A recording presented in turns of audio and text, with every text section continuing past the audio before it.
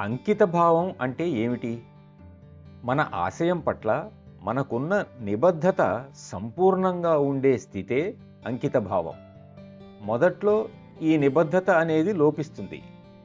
ఈ మార్గంలో ముందుకు వెళ్తున్న కొద్దీ దీనిలో మనం పాల్గొనటం అనేది అధికమవుతూ వస్తుంది.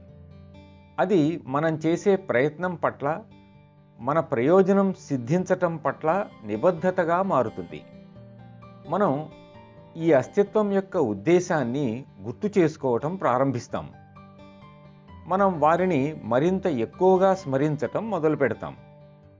ఇక మన నిబద్ధత పెరుగుతున్న కొద్దీ, లోతుగా అవుతున్న కొద్దీ ఈ స్మరణ మరిన్ని ఎక్కువసార్లు జరిగి చివరికి మన దివ్య గురుదేవులు చెప్పే నిరంతర స్మరణగా మారుతుంది. కాబట్టి ఈ విధంగా అంకిత భావం అనేది నిరంతర స్మరణలో ప్రతిబింబిస్తుంది. స్మరణ తీవ్రత ఎంత ఎక్కువగా ఉంటే అంత ఎక్కువగా అంకిత భావం ప్రకటితమవుతుంది.